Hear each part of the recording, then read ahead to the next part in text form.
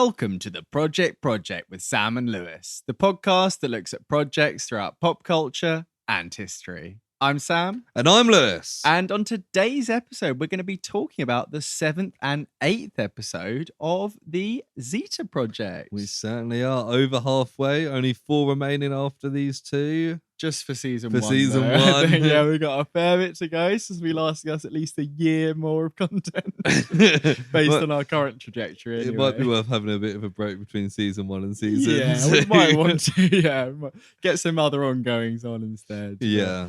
But we'll be coming to that. But we do have a couple other things to talk about. So if you want to skip ahead to that, we've got time codes in the episode description. We've got personal projects at the end where we'll be talking about, is it the first episode of House of the Dragon? Yeah, well, I mentioned it last week, but you've now watched it as well. So we're talking about that. She-Hulk as well. And She-Hulk episode 2. Yeah. Plus a couple other things that you have to just stick around and find out.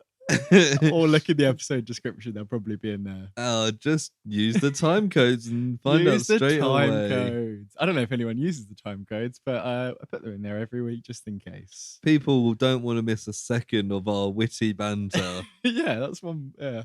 Well, they're just too lazy to figure out how to use the time codes. They work really well on YouTube because you can click them. They're just linkable. Oh, yeah. It's really handy. But I've always found when I listen to like other podcasts, the time codes are always like 30 seconds or like a minute off, and quite often it'll be like they're talking about a film and they'll have like a spoiler discussion and I haven't seen the film, so I skip that bit, but you get like a minute early in that. So that's when that guy died. That was weird. Oh, great. The final bit, the most spoilery part. Yeah. I think if there's adverts, it throws it off by a couple of seconds. But we are ad freaks. We care about the listeners' experience. We don't sell out yet. We're waiting for those big bucks. But before we get into anything else, how are you today, Lewis? Yeah, not bad. It's a short. I'm halfway through my work week because at time of recording it was bank holiday yesterday. Yes, and we're going to a wedding later this week. I'm only in work 2 days this week, which is fantastic. It's fantastic. It felt a bit like a slog today for me anyway. I don't know about for you. I had lots to get done. Yeah. It was one of those where I was kind of like working through stuff. I looked up the clock and I was like, oh shit, it's 4:30. Yeah, exactly. Yeah. But in the slightly longer term, you're like, oh, I've actually it's kind of like Thursday today in a way. Yeah, even though definitely. it's Tuesday. So I went into work feeling like a Monday and left work feeling like a Thursday, which is exactly, nice. Yeah. The whole time I've been like planning this week, I forgot that I was working the Wednesday quite a lot. I don't really know why, but I thought the wedding was on Wednesday for some reason. But yeah. How are you? I'm all right. Yeah, as I said, just a bit of an intense day. Even though the work wasn't on yet, even though work wasn't open yesterday, it's like everything's still built up the same as if it was. Yeah, it's like a double trouble day today. But yeah, good. Yeah, ready to get cracking on this. We've got maybe a bit shorter episode today. We'll kind of see how it goes. Yeah. But and now you said it, we're going to be here all night. I mean, there's some bits to talk about. I think especially the second episode I quite enjoyed out of these two. But we'll talk about it. But what was that first segment called, Lewis? That first segment, you mean Project News. That's it. Yeah, thanks for the reminder. I thought that's what you meant. Yeah. So I've got a couple of bits of news. As always, I have Googled the word project and looked for 2 articles that piqued my interest of maybe some of the listeners. Ooh, it's nice that you're thinking about other people. Yeah, well, for once. Yeah, I do. As I've said before, there's certain articles that I come across. I'm like, oh, I could read that, but it'd just be me talking about football for 5 minutes as you politely smile and nod. Yeah, as happens occasionally. Yeah. But so Sam, have you ever played as Resident Evil? I have played quite a few Resident Evils. Yes, I thought you might. So this is from Nerd Stash. Okay, not one that I've heard of, I don't think. With the headline Dead by Daylight Resident Evil Project DLC released. Okay, Dead by Daylight is like a slasher asymmetrical multiplayer thing where one person is like a slasher character and everyone else is like survivors. They all run around and try and complete objectives. Yeah, I think I'm vaguely aware They've of done it. quite a lot of tie-in stuff in the past. They've done Silent Hill. I think they've probably done Friday the 13th. Yeah. Maybe what's the other one? Halloween. But Right. yeah, you can get. It's kind of like we talked about before, like League of Legends when they release all the different characters. It's kind of like that, but occasionally they'll do. A lot of them will be like, oh, this is like a Egyptian goddess, and she's got like slightly different abilities and stuff. But Right. yeah, so I imagine this is. Yeah, so it's that fans of Dead by Daylight and Resident Evil today find their two fandoms once again reunited. The new Dead by Daylight Resident Evil Project W DLC. So the DLC is called Okay. Project W. Okay. Which is Maybe that's something we can get into. it's now gone live. So there's lots of crossovers. It says it's introduced two new survivors, a new killer called the Yeah. Mastermind. The Master. I don't think that's something that I recognize from Resident Evil, but it might be they've. It might just be a new character completely. Yeah, it may be. Yeah, may well be. So yeah, I'm sure people who are big Resident Evil or Dead by Daylight fans may end up playing Project W. It's a big one for like Twitch and stuff. I know, like I think because it's a multiplayer game. Yeah. It has quite a lot of followers on that sort of thing, and it's short matches and that sort of thing. I think I've got like a free copy on PC of Dead by Daylight. So I might be able to check out this Project W unless it's a paid DLC. It says it's on Steam, Epic Games, and consoles available to purchase. Okay. But it might be like, because it's a DLC, like £8 or something. Yeah, it might be a decent price. Yeah, that might be one to check out. I mean, we do have a spooky month coming up, so if our schedule shifts at all, we might be able to add that in. To be fair, if it's a DLC, it might not be enough content to cover a whole episode. And but you'd have to buy the game or one of the games. Yeah, I mean, if I've already got it, I'm thinking, yeah, we could have a little look at that. But yeah, it mostly we'd probably end up talking about Dead by Daylight in general, and then talking about the DLC, which kind of we'll but see. If any of our lovely listeners have played this and want to explain it all to us, then feel free to get in contact. We'll go through all that stuff at the end of the pod as we always do. Yeah. But that is one thing to talk about. Nice. And then the other article I've got from Outlook. Okay. Yeah, I got sent an email earlier. Only Murders in the Building will be Steve Martin's last acting project. Wow. Okay, that is quite a headline there. Then. Yeah. Grammy, Primetime Emmy, and Academy Award winner Steve Martin has just dropped this news.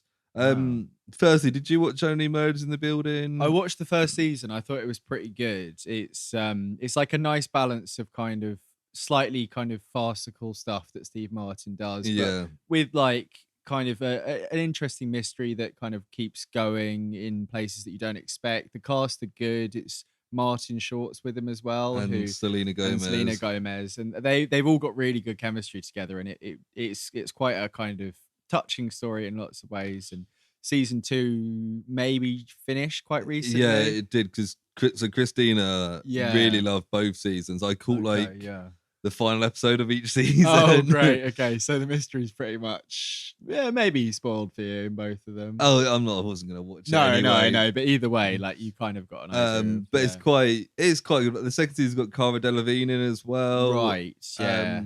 But it's just quite fun. There's a good thread in the first season where Sting, the popular rock star and singer, is rock star and singer. You know what I mean? He's a resident of the building that they're in, and are you taking a video of me or just it's Be Real? Oh, Be Real. He's a resident of the building, and there's a point where they're like, wait, is Sting the killer? And it ends with this cool bit, because the whole episode's been cutting away to because Martin Short used to be like a director of Broadway theatre. So when he's working his way through the suspects, he's imagining like auditioning the people, and he's like, you back. And it cuts this bit at the end where it's Sting what's I'll Be Watching You. He's singing like an acoustic version of it, and it's like a bit sinister. And you're like, oh shit, is Sting the killer? It's like, it's quite a cool bit. And then he features in the episode after that quite heavily. And as a spoiler alert, he isn't the killer because he's a cameo, really, isn't he? Yeah, I caught the last episode and it was entertaining, and like the whole when you find out, you're like, oh, that was good fun. And, yes, it's they keep like I say, they keep mystery going very well. And I will catch the second season. It's just there's a lot on at the moment. I'm kind of not surprised it's Steve Martin's last project. He's 76, and I feel like before this he'd kind of not been around a lot recently. Yeah, I think he took a back foot quite a bit. Yeah. He's 76. Wow, he's doing well for his age. What did he do before? He had like a whole slew of like when he did Cheaper by the Dozen, he did the Pink Panther remake. Was he in Scary Movie 3? I think that was Leslie Nielsen. Leslie Nielsen, yeah. He's like the slightly younger Leslie Nielsen. And he did a lot of what I imagine were like pay for your family's future kind of films.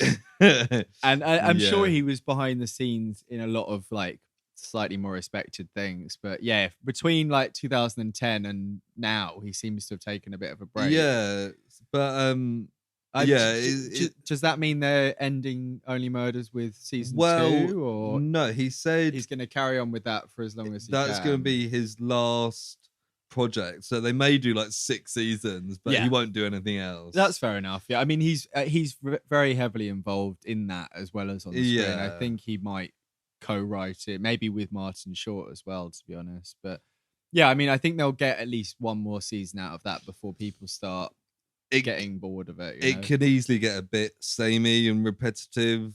Like, oh, how do these people keep ending up with? And the whole point of it is their podcast is about only murders in their building. That's where the name comes from. So it's like I can't even remember what the murder in so there's a murder at the end of this first season that leads into season 2. I think it's always one of the residences is how it works. But yeah, no, I will catch that at some point. And I think the thing that I've heard people complain about is I think Amy Schumer's in it quite a bit, or at least at the start, and she's that comedian in season 2. Yeah, she's the comedian that people, maybe she's only in the start of it, people have quite a distaste for. She's a bit she's not for everyone.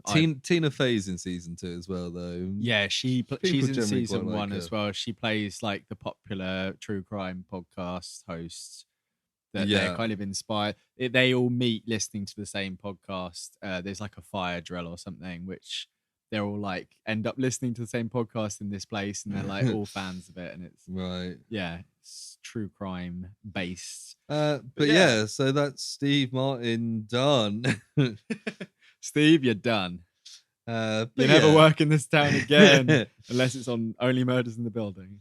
But yeah, so yeah, I'm not surprised. They do a season 3, but respect to Steve Martin. He's had a good career. He's had an incredible career. I've got to say, there's most of the stuff I've watched him in is those terrible schlocky kids films. It feels like with Only Murders, he wants to do like one last like good thing before he retires. But yeah, through like the 80s and 90s, he must have been in masses of films, and that's where he really made the name for himself. And yeah, I saw Cheaper by the Dozen, I think, in the cinema, and I was like, okay.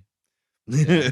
There's a new one. I don't think I've ever seen it. There's one with Zach Braff as the lead. God. Disney Plus keep making these remakes and then just dumping them on. Yeah, it's one of them. So like the Home Alone. Yeah, did you watch that? Didn't you? I did. Yeah, and like people really hated it, but honestly, of like the 6 Home Alone films, I'd put it like 3rd or 4th. Did you watch all of them? I think we talked about. Well, yeah, because if you remember, I had COVID over Christmas, so me and Christina were stuck at the flat. This Christmas? Yeah, well, it was like 8 months ago. Yeah, gosh. But yeah, on Christmas Day, halfway to Christmas, more than. On Christmas Day, we sat and watched all 8, all 6 Home Alone films. Yeah. Well, I think the 3rd is the worst. That's when they recast first, isn't it? First recasting, yeah. Cool. But anyway, that is project news for the week. If you come across any interesting bits of news with project in the headline, please do send them in. Chances are we'll read them out because There's not always a lot of headlines with project in the title. No, as you can tell from our lovely content.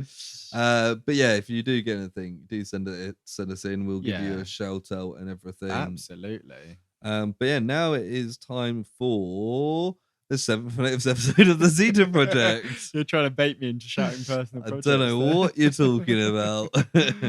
Yeah. So, any background that you want to give on them, or any kind of general stuff? No, I've got the Google description. Yeah, but we've covered 6 episodes of this. Yeah, so if you want to go back to so- our first one of these, it'll probably be around episode 20. I'm gonna say. I think it was 19.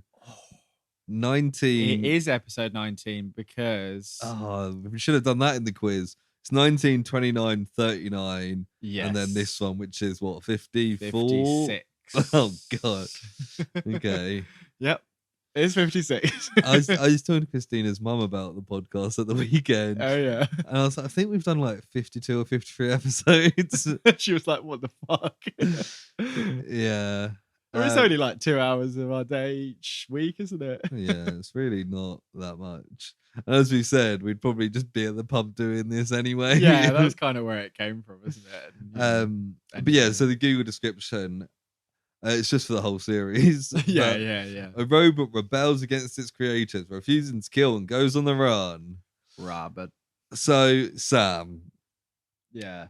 What do you need to know going into episode 7 of the Zeta Project about what's happened in the first 6 episodes? Well, I mean, there's certain specific details of previous episodes that come up at the start of the next episode, episode 8. So I won't go into anything too specific, but generally, this is a spin-off of Batman Beyond, or Batman of the Future, as it was called in the UK. Yeah. And in the Batman of the Future episode, Zeta was an infiltration assassin robot kind of thing. And he has like a camo thing where he can like holographically change himself to infiltrate and assassinate people. And he has like a change of conscience, and he works with Batman, like kind of fights him, and then he lets him go and goes, here you go, like, go live your life. And then this series starts.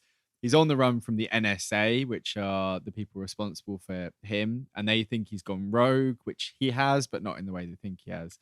He meets a teenage runaway called Ro. I think it's like Rosalie Rowan or something like that. Yeah. It's got like an alliterative Stanley kind of because, name. you know, she's in a comic book TV series. Exactly. And the long-term plan of this season is to track down his makers, to try to prove that he does have the capability of like changing his personality and becoming good. And it's one of those classic Saturday morning 2001 cartoons where each episode is kind of vaguely linked, but most of it they end up in a city or a town and something happens, and occasionally the NSA turn up and they're like, hey, stop right there.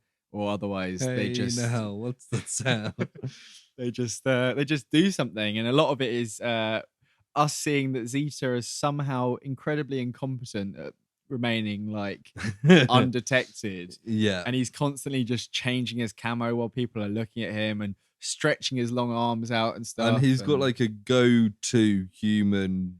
He does. But hologram. The issue with it is that the authorities know what both his human and robot form look like. And we both get that he has to have a recognizable human form. But, you know, change his hair each episode, change his hair color. He can literally has the capabilities of disguising himself as a wool for 3 months. He changes into, he has a dog head at one point, doesn't he? I don't think he can. It's not super clear about how the mass and stuff works, because there's a robot that's recurring that is much bigger than Zeta, because he's about 6'5", 7 foot. So he's quite a tall. He looks a bit like the robot that Alan Tudyk plays in Rogue One. Yes, What's he called? Who is also, I think, like an infiltrate. K2SO. Yeah, looks a bit like that. He's tall, lanky, a little bit menacing looking, like triangle body kind of shape, light grey, green accents, kind of cute eyes, like almost like a C3PO kind of eyes. Looks a bit shocked all the time. and has a couple of little gadgets. He threw away his guns in the Batman Beyond episode, so he doesn't have any Yeah. actual guns, but he has like saws and stuff like that, doesn't he? Yeah. Like circular saws. But yeah, generally speaking, so far they've been on all sorts of misadventures, most of which haven't really come back to haunt them too much. No, you get a couple where they met Bucky, the kid, who Yeah, then came back on a Bucky, later Bucky. episode. Yeah, and then the episode 8, so the one after we're talking about now, there's a recurring kind Yeah. of villain in that. But this one here is mostly focused on Ro tracking down her parents, because Yes. she was a foster child who Kind of jumped home to home. yeah, when you find her in the first episode, she's like kind of being initiated by like a gang who are trying to like, I think they're trying to pin a robbery on her as a bit of a scapegoat, and Zeta's got a heart of gold, so he like helps her out and stuff. Yeah. But yeah, this one starts with Before we start, sorry. Oh, sorry. Do you want to have a guess of the IMDb score for this Oh. episode? Remember, it's a kids' cartoons. They generally swear a little higher than. Let's go. I'm gonna pre kind of date my second one there, so I'm gonna say 6.8 for this one. Okay. This one was rated 7.9. Okay, One of the highest rated things we've watched. I was gonna go for 7, but then I thought, because the episode is number 7, I thought it might seem a bit obvious. Because surprise, surprise, I was gonna go for 8 for the next one. But there's a particular reason why I think that one might rate highly, and we will get to that. Okay, yeah. So yeah, we start, and I'm like, this, because the infiltration unit that we was there when he was on like a secret island of some like drug kingpin. Yeah. And this opens seemingly on the pier of that island. And the robot that is fighting this kind of new protagonist here looks very similar to that. Yeah. And I was like, oh. And that was the previous episode, was it? I think it might have been. Yeah, I think it was. I can find out while you're talking there. But yeah. And I thought, oh, Zeta's camouflaged himself as like this red-headed like action guy. Oh no, it was Next Gen was 6, 5. Okay, so it's a couple between. before. Yeah. But yeah, then and he looks quite a lot like Zeta's human he form does. as well, doesn't he? Yeah. The infiltration unit shoots a laser at him. He shoots a rocket back and like blows up the infiltration unit. Yeah, he like, it's quite big, and it's like an action guy, and he like runs along his arm and like flips off him and like shoots his arm off or something. I was it's like, quite, oh, cool. It's quite cool. Like the animation is a bit more fluid than some of what we see. Yeah. It feels a bit more like anime-like in a way. I think the version I watched for these two is much high quality than I did for the first 6. Did it look more sharp and kind of Yeah. HD? It might be the budget improved almost halfway through, but maybe it's probably not true. But yeah, then there's a revelation about his little scene we've just watched, isn't there? And it is indeed a scene from an ad bot that's trying to pitch a movie starring Adam Heat. Adam Heat, yes. There's quite a cool little name. Bit porn story, I feel. But... Yeah, but yeah, basically in like the cities they have like little robots that go around showing like hologram screens of adverts. Yeah, I think at one point they go, oh, like they detect who it is and they're trying to pitch it to like their target audience, like a cookie kind of situation. Yeah, it's not the future I want. No, but it's kind of the future. They're a little bit like some sort of droid from a Star Wars. Yeah, yeah. But Zeta's taken an interest in this ad bot. And Ro's just like, don't talk to the ad bots. Like, then they just get stuck with you. And then it's like, oh, target audience, like teenage girl or something. Yeah. It goes after her. And they've been shopping and they're in somewhere called Hillsburg. But she calls it Hicksburg. Yeah, and it turns out she used to live there with her first foster family. Yeah. And she mentions her foster sister, Tiffy. And she's going to talk to them to track down her birth family. Yeah, because they probably got the documentation. Yeah, and they've got they're trying to make, because Zeta's got like an unlimited credit card thing, like effectively he just like scams places. Yeah, pretty much. And they've got cars, clothes, and gifts to try and make her seem really like like successful when she because goes back. apparently they told her she'd never amount to anything. Right. Yeah, and she shows her distaste for the ad bot by pouring her soda on it, which seemingly Yeah. just murders it. It just Yeah. starts fizzing, and Zeta's just like, oh, kind of thing. Like, it's like he's a robot too. He just killed this robot. It's a Yeah. little bit of a, Where do robots questionable. stand in this society? Because they're clearly intelligent, as we've seen by Yes. Zeta. Yeah, it's the kind of questions that maybe we should be talking about more than the actual plot of this episode. But I wondered what would drag this episode out to 2 hours, and it's discussing the moral stance of AI Yeah. robots in this retro-futuristic world. Because clearly he's trying to prove that he has sentience and personality growth and all that sort of thing, which means that AI, or at least the AI that he isn't generally accepted to be anything close to human, but he clearly is. So it's kind of straddling that gap. But I mean, he may be one of the first that actually has achieved this kind of, what's it called? The passing the Turing test. Yeah, but there's the point of robot no return or whatever. Right. The something point.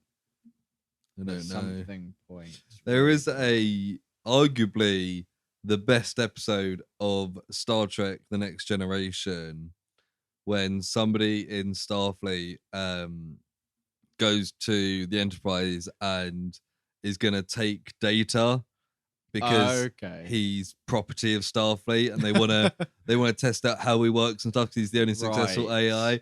And the whole episode is basically a court case discussing whether or not Data has rights. Right, that's interesting. And they kind of end it on, because Riker has to be on the side against Data, because that's what, and he's kind of arguing all this stuff, and he's like hating every second.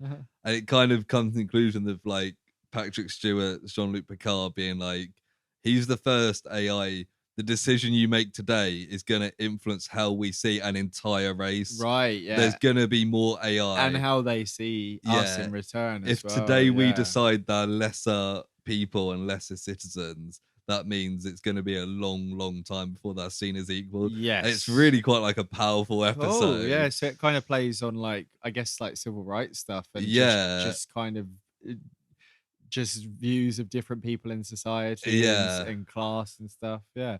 The thing I was thinking of was singularity. So it's like the point in time where technology will just kind of be out of control and just keep going. And a lot of that comes with AI stuff when people talk about it as well. And it's like, when it gets to that point, AI will probably exist, and it might be, it's like the Skynet kind of point kind of thing, But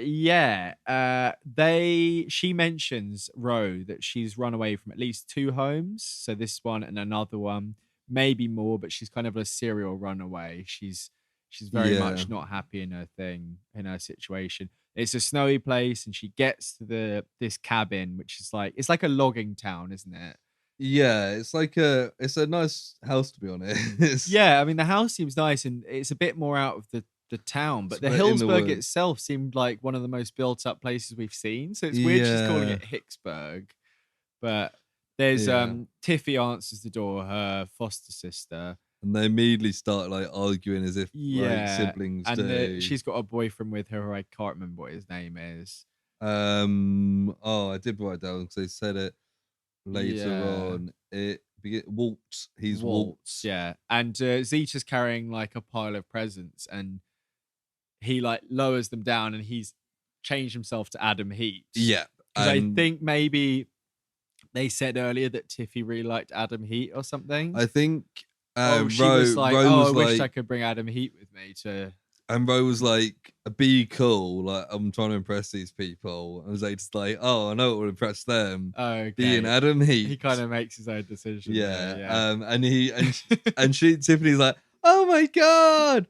And Zeta walks over and kisses her in front of Walt. Yeah, does the classic like swing her down on the not on the floor, but like Yeah, and she passes out immediately, and then he starts carrying her in, and then the boyfriend's like, "I'll go get the smelling salts," and he jumps on his hoverbike and just drives away. And then like we see her like asleep on like the sofa or something, and we Yeah. see these like white pills, and he just like cracks them, and she just like sits up awake, and I'm like, what the fuck? What's he going by? Well, it turns out he went to the drugstore, which obviously he bought some drugs. Yeah. But he's like, oh, they say something like, make sure you keep it on the down low. I think they make up a lie that Rose his PA or something. Yes, they say Rose is the assistant, and he's looking at locations for his next film. He's doing something about logging or something. Yeah. And then the boyfriend's like, oh, sorry, I told everyone in the drugstore. Sorry, mate. And then we see like thousands of people coming down to the house. There's like news trucks and all that sort of stuff. And then the sheriff turns up, but it's Tiffy's dad. Before that, we get a quick bit of the NSA. Oh yeah, I didn't make notes who of some of this. Turned on the news and seeing like Adam Heat's there, but then they're like, but Adam Heat is currently live on some chat thing. Show. Yeah. And then they look at like the pictures of Adam Heat at this log cabin and see Rose in it as well. They're like, oh, we found this minute detail. And I was like, oh, is it going to be like a glitch? Oh, no, it's just Rose. It's just Rose standing there. And the guy, Agent West, who's the one who's always getting in trouble. Yeah. He's like, oh, yeah, I found it. And then the NSA guy's like, why were you watching the entertainment channel? And he's like, Adoy. But also, he must have been watching the entertainment channel whilst they were watching something else, because there's like two things. But and then Tiffy's dad turns up, and he's I think they're like, oh no, the police are here, and it's like, oh no, that's Tiffy's dad, and he's Mr. Morgan. Did you recognize his voice by any chance? Clancy Brown. Immediately I was like, holy shit, is that Clancy Brown? And I had to pause it, quickly check on Google, and I was like, that's because his. You said that he was going to be in Zeta at some point. Oh, did I? Yeah. Okay. Because when he came up in Jackie Chan Adventures, you were like, oh, and also he was in the Laramie Project. So he's ahead. He's top tier, I think. I think he's our first alumni. Been in three different. Triple, yeah. So he's like platinum grades. S tier. He's like the king. What's it? What's it when you just like I don't know, president for life or something? Yeah, like an honorary member. Yeah, lifetime member. Yeah. Lifetime member of the project. Well, at the moment, I mean, he's never going to get less than 3, is he? But someone might get 4, and then they become. He's in the lead. He's in the lead. Was it less than 3? More than 3 is the heart, isn't it? Yeah, more than 3. Less than 3, more than 3. But yeah, I was pretty sure at one point that he played a character in the next episode, but I'm not sure about it. I never looked it up. But what I was going to say is, last time we talked about something that he was in, I didn't bring it up, and it wasn't a project, but Daredevil season 2, Frank Castle's superior, who ends up being involved in the whole conspiracy. Yeah, who's Clancy only Brown. he's in the courtroom scene. He's in like some flashbacks, isn't he? I think so, or maybe it's just stories that he tells. But he's in pictures, like military pictures. Yeah, and then he's in the last couple episodes. That's Clancy Brown as well. So he really is that guy who pops up all over the place. Daredevil's got another project alumni. Yes, Owsley is. What's he called? He was in the Lazarus Project, but not the good Lazarus Project, the bad Lazarus Project. Yeah, I saw an advert again for that thing that Paparasidu's in. I think it's called like The Capture. It's like a BBC like political drama. It's like, I know that guy. I feel like he's the sort of guy we're just gonna see pop up in loads of different like British dramas. Definitely, yeah. I don't know. He hadn't been in that much before we started watching him in that. No, he was in one of the Poirot films. I think the first one. Yeah, he was in the first one. Yeah, he definitely wasn't in Death on the Nile, because I would have noticed him. Yeah. I want him to get like, things like House the Dragon will have like lesser characters that are just like well-known British actors that we recognize. I want him to pop up in like one of them. I'm sure he will eventually. Season 2 of House the Dragon, he can be a cousin of Corlys Valerian or something. Because why not? I'm trying to. How do you? Oh, it's PAAP, isn't it? Yes. Papa acid. Fucking hell. Anyway, this is not good. Why the fuck is this not coming up? Anyway. Yeah, anyway, so after that part there, yes, basically they there's a conversation at dinner. So they have like an early dinner. It seems like it's like lunch, but I think it's supposed to be a dinner time thing. And there's like some weird jokes about like not eating in Hollywood and stuff. And obviously Zeta doesn't eat because he's a robot. And I think he says something like, "Oh, I'm not eating at the moment because I'm on a diet for a film." Oh And yeah. the sheriff Clancy Brown is like, because his daughter Tiffy wants to be an actress. He's like, maybe you could take note of this and not eat as well or something. And I was like, oh, this is super like 2001 eating disorder era, isn't it? And then there's a whole talk about like, oh, the records for her parents Will are be in a box they're in a somewhere. box, and he's got like an office space, and he's like, we'll go after I finish eating. And they're like, oh, it's important, let's eat now, let's go. And he's Yeah. like, I eat normally, so I'm gonna take my time. He's very like, he's like a police guy, and he's quite blunt and to the point. And they go to his office after, and there's a poster of Zeta and human Zeta on the wall behind them. Oh yeah, it is. It looks like, I thought they went down to the police station, but he's just got an area of his house that's just like because the he's the office. sheriff. Yeah. And we find out shortly after that the sheriff's wife died at some point between when Ro was with them and now. And she's like, oh, I'm really sorry. You know, you're all really nice to me. And like, she's kind of regretful that she put them through quite a lot of stuff, because I don't know if it's now or later, but he's like, yeah, we were really worried about you for years after. Yeah, she just ran away. Yeah, and she was like, them. oh, like, I bet you were worried that you're gonna have to come get me. And it's like, he was like, no, like we loved you, like you were with us for like however long.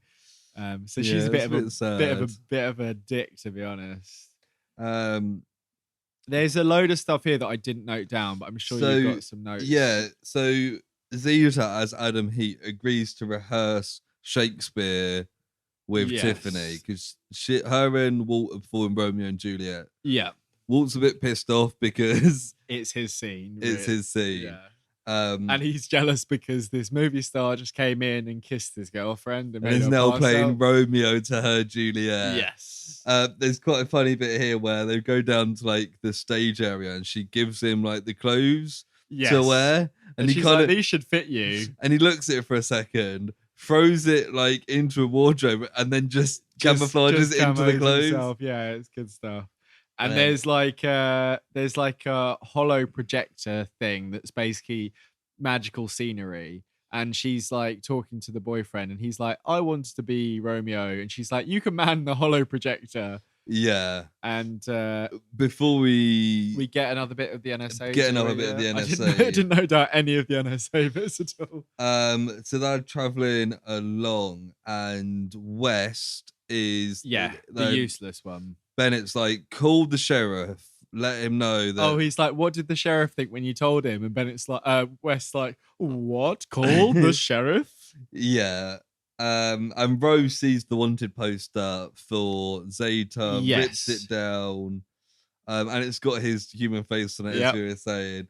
And then the NSA call, and Ro answers it. Oh, I missed this. And they're like, hello, NSA here. Is Zeta there? Or they want to talk to the sheriff. And she panics and hangs up and runs down to the theater. Okay. So not exactly cool in a calm situation there. Or no. And she runs down to Tiffany and Zeta. Yes. Performing Romeo and Juliet. Yeah, and she's basically Tiffy is on like a step ladder, but there's like a projector that's making it look like she's on like a balcony. Yeah, which seems silly. I guess it's like, if you got the tech, it's cheaper. Technology, yeah. But it kind of goes wrong like quite quickly, and it like flashes off, and she's on this step ladder, and she's like, oh, Walt, like, you're fucking shit at using this. And he's like, it's not my fault. And then I don't really know what happens, but it somehow interferes with Zeta's hollow stuff. It's changed to a barn, and she's sitting at the barn. Right. And so she's having to go at Walt. A bar or a barn? A barn. She's in like the top window of a barn. Right. It doesn't quite fit the scene. Walt gets annoyed because he's annoyed about the whole thing and kicks the table over that's got the projector on it. Right. And it hits the ground and kind of breaks up, and a load of electricity comes out of it where it's broken. Right. That electricity hits Zeta. So it's not actually the projector, because the hollow thing would have kind of made sense if it interfered with him. But no, it just kind of broke. That was probably what it was on paper, and then they were like, how do we show do that? Yeah. But and then he goes into his robot form, doesn't he? Yeah. And the sheriff points his gun at him and immediately being like, he immediately I know who just you are. tries to fucking kill him, basically. Yeah. And Rose like, no, he's my friend. And then she just stands in front of the sheriff, holds onto his gun, and the sheriff just doesn't do anything for like a minute while she runs him. Well, no, before that, Zeta does get a couple of shots. The sheriff does get a couple of shots. Yeah, he shoots at him a couple of times. Because Zeta does like a Matrix dodge down like through his own legs. Yeah, he does a cool dodge. And then she stands in the way, just holds the gun. And he seemingly just, I think it's supposed to be a struggle, but the animation is just like static. He's like, he's wanted by the NSA. Yeah, and she's like, he's my friend, he's nice. And he's like, shut up, Ro. You always make the wrong choices. Yeah, he's like, this is another one of your mistakes. Yeah, it's like, fucking hell. No wonder she ran away. Yeah, he's clearly not over it. I mean, And then there's just like a car chase, which I didn't write any notes about. I don't know if you've got anything particular. I just wrote car chase. I wrote sheriff and Walt jumping car and There's Walt chase. in the car with him. It's like a pickup truck and he's in the back. So he's just hitched a ride. He's jumped in as the sheriff's because he just turns up. So there's a crash. Like the car crashes. Is Zeta in the car? No, too? Zeta's just running really fast. Robot run. Yeah, and then the car like skids or crashes or something. And then suddenly Walt's got like, because we saw these laser chainsaws earlier. Yeah. And he's just got one of these and he's just fucking going for Zeta. Like, you kiss my girlfriend. Yeah. It's like, it's quite a change for the character. So like the pickup truck has crashed. Yeah. And Zeta's like, oh shit, and wants to go check they're all right. And then Walt jumps out of the chainsaw and Zeta's like, we need to fucking check the sheriff's all right. You've just been in a car crash. That's why he's not like running away. Yeah. And then he's holding his ground, but like dodging the. Yeah. It looks like it looks more like a normal like bandsaw, but with like a lightsaber electricity bit in the middle. Yeah. It's like those cool lighters you get that have the crosshair of the electricity. Yeah, I've got one of them down there somewhere. Yeah, it's like that, but big. Yeah. Like it's like a plasma thing, isn't it? Yeah. But anyway, the sheriff is fine. But where Walt is going after Zeta, he's kind of cut. There's like a big truck with loads of logs on the back. Yeah. And he's cut the chain that's holding them, and it starts like going down this hill. Yeah. Zeta grabs it because he's like, "This is dangerous." Yeah, and I think the sheriff's like, "It's going towards the theater." Yeah, because they must have gone up the hill and then it's stacked down the hill, kind of thing. And Zeta's like holding on, trying to like drag it, but he's not getting any grip because they're in the snow. Yeah. So he jumps on, grabs on the log, and uses it to like turn a rudder direction. Kind of thing. Yeah. It's quite cool. It is quite cool. Yeah. Tiffany says to Ro, it's quite cool that she's friends with a fugitive. Yeah, and then Ro's just like, "You fucking bitch!" Like, what's your angle here?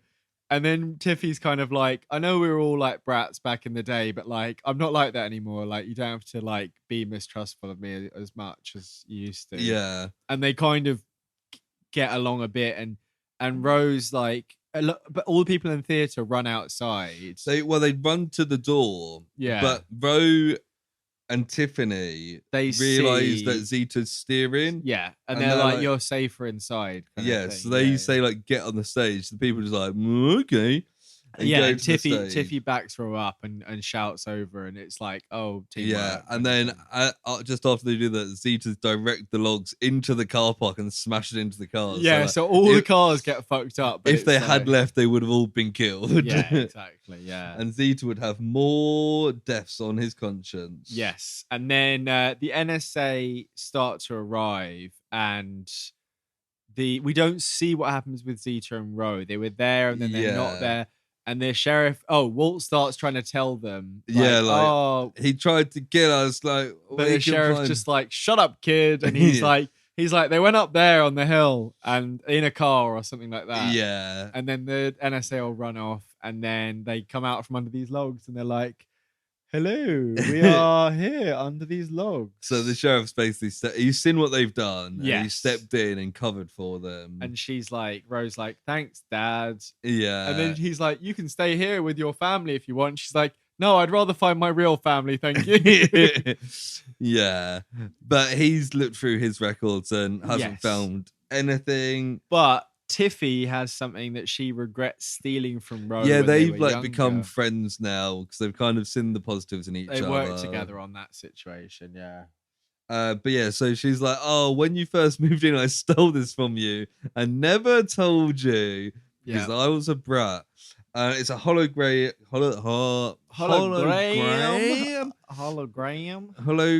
cracker. Graham. It's a hologram picture of That's a good name for like a performer, like hologram, like a band or like maybe a song, like a kind of Brian Storm kind of pun, you know? Yeah. Hologram. Sorry, it just automatically makes you say it in like an accent. Hologram. Hologram. Thing is, like, you'd have that thing, but Americans like hologram. They just say like hologram. That's why it's funny though, I guess. Yeah. That's my new performer name. Hologram. Hologram. But yeah, basically this picture. Hello Sam. There we go. Even better. Singing it. Telegram Sam is a song by T-Rex, isn't it? Right, yes it is, yeah. Which is kind of close. That's a good Telegram song. Sam. Or is it? And there's Boogeyman Sam, King Gizzard as well. Oh yeah. So many. There's not many Lewis songs. I'll tell you that. Nobody sings about Lewis. There's Louis. That's a different name. I know, but it's like a bit of your name. But anyway, the picture is of Ro's brother, and we're like, "What? Ro's got a brother? What?" And Ro's like, "What? I have a brother?" Yeah. So how? I guess she's like 15, 16. She now. must have been like a toddler when she was with Clancy and Tiff Brown. But yeah, so that is the end of the episode. I didn't get a little fun. I think that they aired them in doubles, right? So they only do it for still every like other 20 minutes long, aren't It's they? weird because normally when they double episodes It's up, like it's 10 minutes. 10 minutes. Yeah, Yeah. Regular show, Adventure Time, that sort of thing. Like, even like SpongeBob and things. Yeah. But yeah, no, I didn't get one either. But I got one for the next one. So did I. So and I wrote it all down. Did you? I wrote down the most important parts, I guess. But what did you think of that episode? It was fine. It was like, fine. I was quite happy to be back in the world. Yeah, we've had quite a break, haven't we? Yeah. 10 weeks, more than 10 weeks. More, 'cause it's episode 39. 15 weeks. Yeah. Yeah, it is actually, isn't it? 15 weeks. What, 17. 15 weeks it's been. 15 39 weeks. to 56. 15 weeks it's been. And we had 1 week off in that period. So it's 15 been weeks since 18 I last heard weeks. Yeah. But yeah. But yeah, it's nice to be. It was a bit of a filler episode, like in terms of They're overarching all kind plot. of filler, though. Yeah, I've started to kind of stop judging it on that. I think they won't actually get any progress until the last episode. The last episode, and then everything. Maybe will be second revealed. last. They'll do it. No, they might it'll be do the it. last episode. Do you still think they're gonna do a season 2 will be a different story? Yeah, I do. I hope so. Yeah. We'll know at the end, won't we? But yeah. But yeah, overall, I thought it was fine. Yeah, I would agree. I think it was better than a lot of the episodes. Like, partly that I think that's because it felt fresher. It wasn't like the episode where they went through like the human body thing, and it's like, oh, Zeta's friends with a kid and stuff. It was just like, it was quite fun. Yeah, but it was like someone's the trapped in a thing. Drug Island one was fun. I don't think it was arms dealing, but yeah, I mean, it was arms dealing, wasn't it? But Yeah, look at that fucking guy. He was definitely a fucking drug dealer. But yeah, There's more drugs in this episode than any other.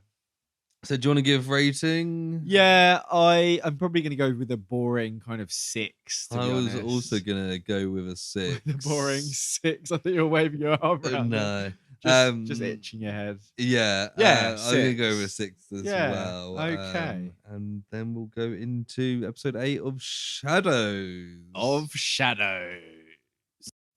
So do you want to try and have a guess what the IMDb score is for Shadows? Shadows. This is the one where I thought it was going to be more in the 8s because of a certain individual that turns up. But, Zeta.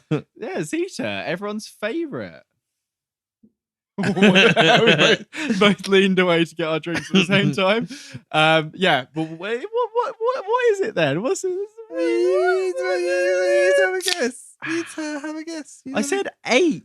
Okay, it's 7.4. So less than the previous. No, that's bullshit. That's I thought that was bullshit. weird. That's bullshit. But it starts with a recap of the episode with the arms dealer, Drug Dealer Island episode. basically to reintroduce us to Infiltration Unit 7. Yes. The IU7. Unit 7, who for some reason I kept thinking was Unit 8, but I think that's just because it's episode 8. Oh yeah, that makes sense. Why I did that voice? It's episode 8. But the main bit is you know why I did that voice? I'm Unit 8. I don't think they ever say that he's Unit 7 in this. They do. I don't think they do. Because I didn't know what number he was until I watched this. There's a recap. There's the next generation. It's called the next gen. The main point of the recap is that he's now targeting Zeta is his he got a bit target. confused at the end. He was like, I actually love drugs, so I'm not going to kill the drug lords. Yeah. And he definitely loves weapons, so if he's an armor dealer, it works either way. But he remembers fighting Zeta, and he's like, that's the guy I need to kill. And he's like a bigger version of Zeta with like the face of like a boar. Yeah, kind of. I kept saying shark last time, but this time, it's slightly more kind of, he looks a bit like in Teenage Mutant Ninja Turtles, there's like the big boar guy. Yeah. Like a big muscly, like a Hulk, like a wet husk. Like a wet husk. No, like a Hulkbuster, but with a slightly more square boar-like face. Boarbuster. But is it she's such a boarbuster. The episode gets going with how's the girlfriend? Oh, she's a real boarbuster. Oh god. We've got a monkey and a gorilla throwing stuff at each other. Yeah, it's done in a very cartoony way, and you can tell that it's not. It's a bit like the previous episode. You're like, this isn't reality, but I don't know what it is.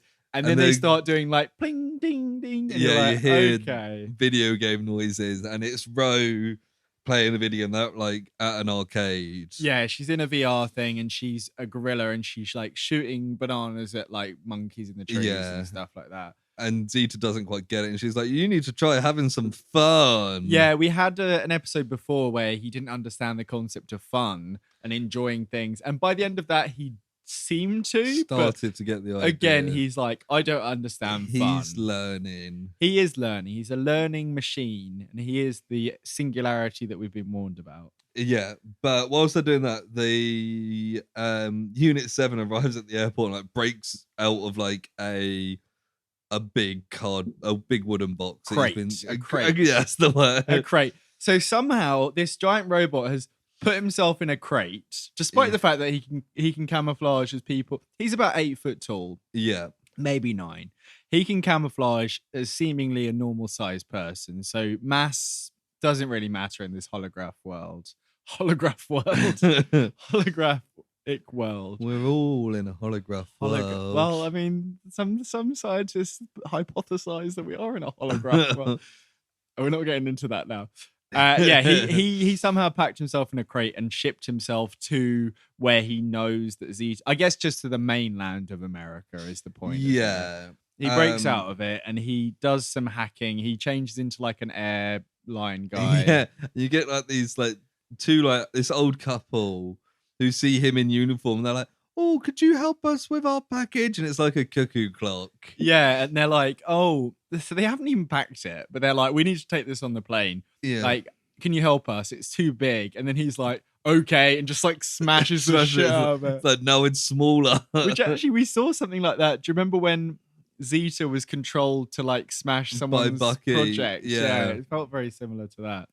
But he scans like around the airport and spots I think Zeta's footprints. He checked arrivals and saw that Zeta's human form arrived, and then he does like a footprint thing. He somehow knows what his footprints look like, and he just follows them. He goes to the train station and sees that Zeta got on a train. A little bit like Shiv in the Lazarus episode 4.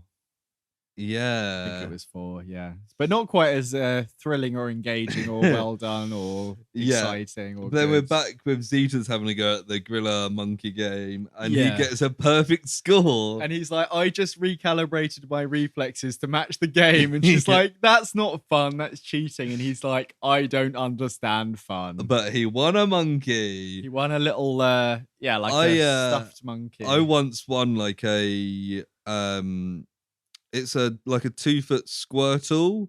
Okay. You may have seen it at mine. 2-foot Squirtle. At one of those, it's pretty far, I guess. You know, those games at like the fair where you have to throw the ball in the bucket, but it always bounces back. Yeah, the old ball in the bucket. Yeah. The trick is to put spin on it and throw it at an angle. So when it bounces, it goes up around the side rather than back out. Because it's a lot of them are the widths of everything is perfectly matched up. But I did it and I won a Squirtle. You gamed the game. And then had to carry around a Squirtle all day. Oh, God. It's been painful, isn't it? Carrying around a Squirtle all day. It's probably a life-size Squirtle, thinking about it. Yeah. How big is Squirtle? How big is Squirtle? Well, we see Squirtle in the show, and like they're not very big. They're only like a foot or two. So, although the Pokemon card sizes always completely throw me off. Like Charizard is like 5'6". So, how big would you say your Squirtle is? Maybe about a foot tall, maybe just over. That big? No, maybe like 2 foot then. Just under 2 foot, would you say? Yeah. Well, Squirtle average height is 1 foot and 8 inches. Yeah, probably about probably that life size. size. Yeah. Beautiful. Anyway, the size of a normal turtle. Depends on the turtle. Depends on the turtle. And basically they're like, oh, you need to have some fun. And there's this ride that's like for kids, and it's a bit like a skydiving chamber, but it's using anti-gravity stuff. And there's a sign that's like, you have to be this small because it's a kid's ride. And Zeta's like, I can get that small. He goes small to a kid's size. He's a kid. And he gets in this anti-gravity chamber. And in the line, he like makes friends with this other kid who's like, oh, I'll show you how it's done. Like, I'm friends with you now. Yeah. And they're like flying around in this. And at the same time, the robot bad guy, Unit 7, has camoed himself into Zeta because he sees Ro getting some food or something. And she's being very loud about it. She's like making a fuss about... I think a bit of a Karen. A bit of a Karen. She's got a bit of a Karen look about her, hasn't she, to be honest? Yeah. If she from her 2001 up to now... And he sees her on her own. He's like, I'm going to pretend to be Zeta. Karun. Yeah. He's like, I'm going to be Zeta. And I'm going to Zeta's human form. Yeah, Zeta's human form. And he goes up and he's like, hey... how's it going? But like in his normal voice. And I thought that Unit 7's voice was Clancy Brown as well. Yeah. But I think it's the Zeta voice, but with a deeper I actually looked up. It's Diedrich Bader. So it is Zeta. Yeah. It is Zeta. So it's him doing like an evil voice, which makes sense because it's the next more evil gen.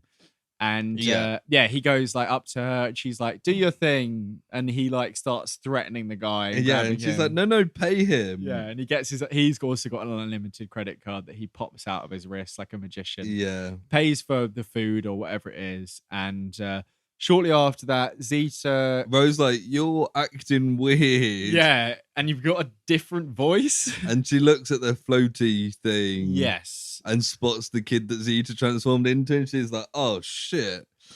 And And then the Unit 7 shoots at Zeta. Yeah, so he's got a different, because he's got actual weapons, and he Yeah. changes his hand into like a kind of grenade launch. It's like a disc launcher kind of thing, Yeah. like the kind of thing that you get on like a action figure, but it's like explosive discs. He starts shooting at shit, and like everything blows up, and Zeta he turns into his robot form. Yeah. He protects the kid that he was friends So there's with. like a column that's falling on the kid. Yeah, he protects the kid, but then gets trapped under rubble. And Yeah. I think that's like the halfway episode where it's Yeah. adverts. And it comes back in, he's trapped. The robot's approaching him, Unit 7, and Ro does something by throwing the monkey toy at him to distract him. Yeah, she throws they have a bit of a fight. Is that no, she throws the monkey toy at Unit 7, and then in that time Zeta gets out of the rubble. Yes. And they have like a bit of a grapple, and Unit 7 has Zeta like in like a chokehold, and he gets these big claws and out of his scratches across his chest. Yes, yeah. But Zeta pulls a lever, and they both go up floating. So it turns out they're in that little floaty place. Yes, they are. Yeah. And Zeta kicks Unit 7 away, and he's kind of floating to the top, but he shoots, and the blast knocks Ro out. Yes, Ro gets knocked out. That's right. Yeah. And then I know maybe that's when we get the end bit of like do kind of thing. And where is it? Clairplane, do the Rose down. Yeah, then the police arrive because there's like basically a shooting at a mall, effectively, is what's happening here. Yeah. And the police, the SWAT teams that with them look like Hydra from the comics. You know, they've got like the yellow and gold. Yeah, I was like, who are these guys? Because they're not NSA. No, I think that's just what the normal police look like. Right, so I thought it was the army. Yeah, it may well be the army because there's basically like officer or people. like the National Guard. Who knows? But Zeta camos into one of the more normal looking people that's an officer and is carrying Ro, and he's like, hey, chief, we need to help this woman. And the chief guy is like, hey, take her to the hospital and get out of here. And then we cut to what, I don't know if you were waiting for in this episode. Did you know? No. You had no idea. I knew that this was kind of, but I'd completely forgotten by this point. Oh, I knew from the name. I remembered. So we get this quite large old man. Well, it cuts to like a cave of sorts. And it's zooming through this cave, and there's a man who looked like he would have been a bit of a bruiser in his time. Yeah. And you didn't recognize him at all then? No, because you'd not indulged in the series that this character is from. Yeah. And tell you what, it confused me for a second. Yeah. So here's the thing. And fucking Batman's there. Batman's turned up. Yeah. We got Batman. So the old guy is Bruce Wayne, and he's got Kevin Conroy's voice. So it is Kevin Conroy. Right. Is that what confused you? Yeah. So when they first came on, because I knew it was from Batman Beyond. Yeah, as we mentioned at the start. And I was like, is this old guy Bruce Wayne? Yes. And then Batman turned up, and I was like, is that like Robin? So in Batman Beyond, Batman of the Future, it's in the kind of vague future where Batman's retired and he is unable to do the crime fighting himself. And I can't remember if he's trying to do it through robots or whatever, but this kid, Terry McGinnis, stumbles across the situation and ends up getting recruited as Batman of the Future. So Batman Beyond, Batman of the Future is Terry McGinnis. And then it turns out halfway through the first season, I think, that he is actually either a clone or an illegitimate son of Bruce Wayne. So he is in the dynasty of the Waynes. Yeah, of course. And in the most of the show, Bruce Wayne plays the Alfred character, and that's what he's doing in this. He's on the computer, and I just thought it was Alfred. Yeah, he's kind of like, hey, like, there's this thing going on, and they've had this tango with Zeta before. Yeah. And there's this screenshot they've got from the security footage before it got destroyed of Unit 7 in Zeta's form. No. It is Unit 7, and he's got his robot arm shooting. Oh, it's no. Unit 7's arm. They have another screenshot that I saw. Okay, well, the one that they show where he's got like a gun arm is Unit 7 because he's Right, got a yeah, gun arm. yeah. And then there's one of Ro and Thing, is it? No, it's the kid, and it's Zeta holding the column over the kid. And it looks like he's trying to It kill him. looks like he's gonna smash him, but Right, we know okay. he's caught it from the kid. Before that, there is a bit where he's got a gun and Right. it's like, oh, he's shooting people. But Batman's like, he swore he wouldn't kill anyone. And they're basically like, oh, I shouldn't have fucking let him go 8 episodes ago. I'm gonna go stop him. Yes. And he zooms off to stop him. And we cut to the hospital and there's this description of what an MRI machine does. Yeah, it's I like, think no it's metal allowed. It's a slightly more fancy version of an MRI, It but comes up later. It's an ultra MRI. so it is exactly that. Yeah. And it's quite funny when the tech guy is explaining it, the doctor, Zeta takes a few steps back when he's like, no metal involved. And he's like, and oh. Rose got a minor concussion. Yes, but she will recover, so it's okay. Yeah. But Zeta's having this whole, he's having a bit of a crisis about involving her in all this dangerous stuff. And his kind of character thing in this whole episode from here on out is like, oh, I don't want Rose to be involved. It's the classic, like, even though she wants to be involved, it's like, I can't endanger innocent people. That sort of thing. Batman goes to the mall. He turns up at the place. Oh, yeah. That's my note. Batman goes to the mall. He goes there and he's doing a bit of detective work and he's like, whoa. I'm Unit 7. I can't remember what he says. He sees like a huge blast mark. He's like, it's going to be hard to take out Zeta. Bruce Wayne says that Rose is at the hospital. So he's like, okay. Yes. But Unit 7's overheard that and he now knows where Ro and Zeta are going to be. Right. Yes. Yeah. Bruce finds a lead. Yeah, that's right. Robot follows. And then Zeta's all sad and he's like, it's my fault. Yeah. She wouldn't be in danger. And then suddenly Batman just fucking like smashes through the window and he's like, time's up, Zeta. I'm gonna fucking beat the shit out of you. He literally just beats the shit out of Zeta. Beating the shit out of him, and Zeta's like, listen, Batman, listen. He's like, he says something like, save the sob story, Tin Man, and just like beats the shit out of him. And then he despite the fact that he's a robot. I know he's got like a tech suit on, but like he's literally beating Zeta up and actually kind of like hurting him. Like, he's somehow. I think we missed a bit where he has his little like welding torch that he uses, Zeta, and he's healing his wounds that he got from the scratch marks. And he still has that in his hand while he's standing over. And Batman thinks it's a gun. Yes, that's it, yeah. But Batman grabs one of those thingies. Defibs. Yep. And hits Zeta with it. And he's basically like killing Zeta. Like that. And then Ro jumps in and is like, no, he's protecting me. Protecting me. And Batman's like, from what? And then this fucking robot comes through cue. the wall. And it just starts fucking smashing shit up.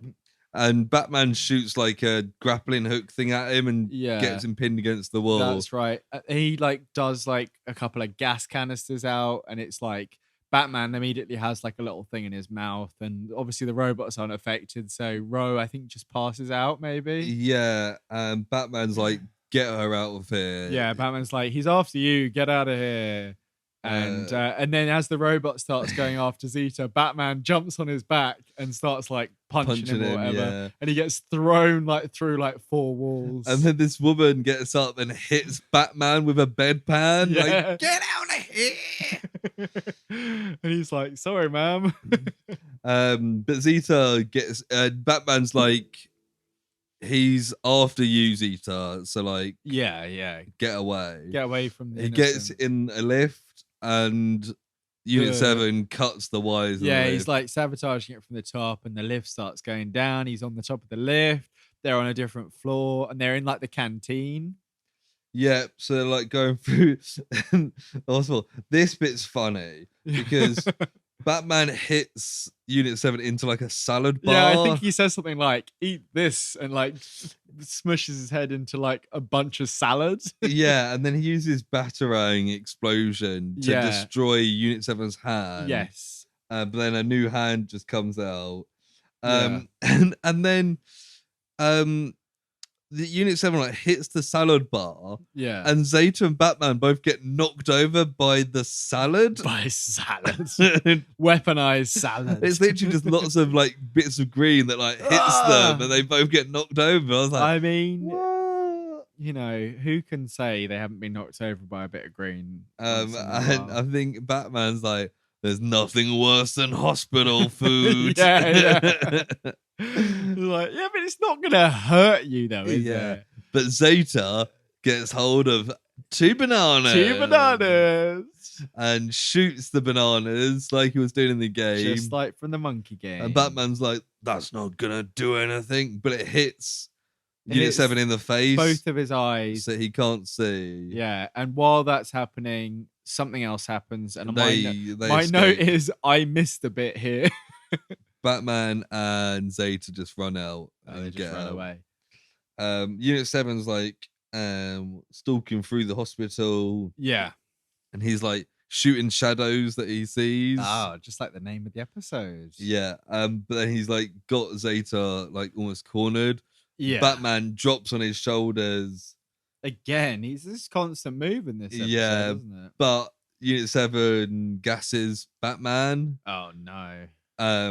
Zeta runs. Zeta gets to like a control room, which is the MRI room. Yes, this is what I saw. So he's like, he starts hacking something to like turn it on, and I was like, I kind of recognize this. I don't know where it's from. Unit 7 catches goes up. In the middle, and it's like the most intense fucking medical room ever. It's like, it's like a giant kind of circular room situation, like we've seen in many projects before.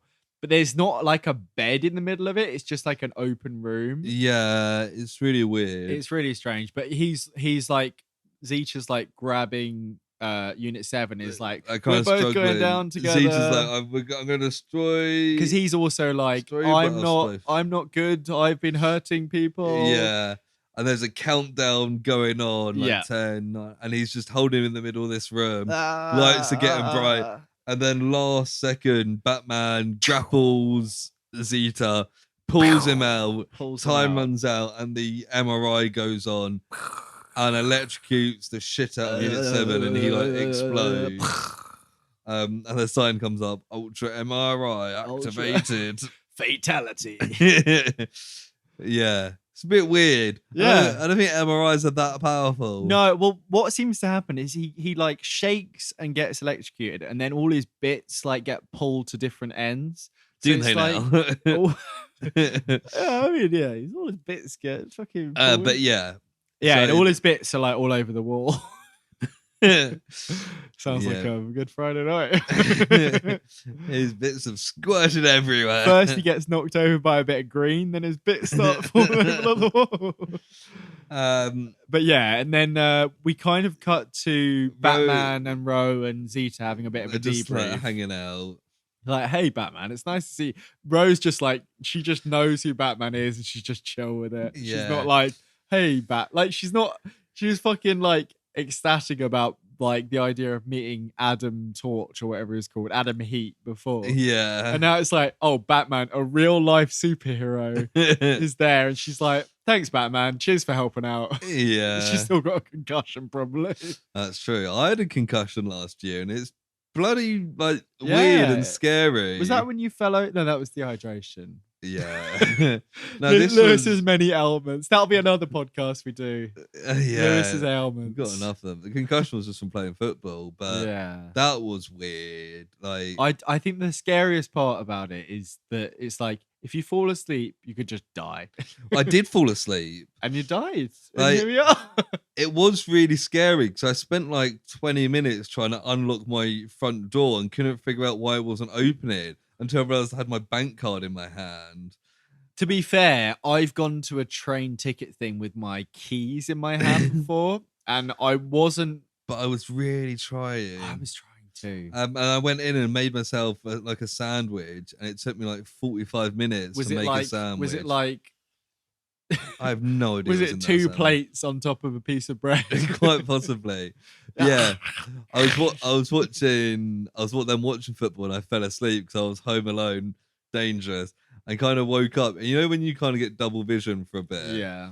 I had that for like 5 minutes, and I kept just like squeezing my eyes and rubbing my eyes and trying to break it, and I was just like, fuck, like, I can't get out of this double vision. Like the TVs were Yeah. literally not even they weren't overlapping at all. When And I was like, oh god, this is horrible. And you're just confused about everything. Nothing makes sense. Well, the It's whole so falling terrifying. asleep thing is really difficult, I imagine, when you're on your own, but also if you're drunk, it is very difficult, because our friend who hasn't been on the podcast, so I won't name them in case privacy reasons, all that sort of thing, GDPR.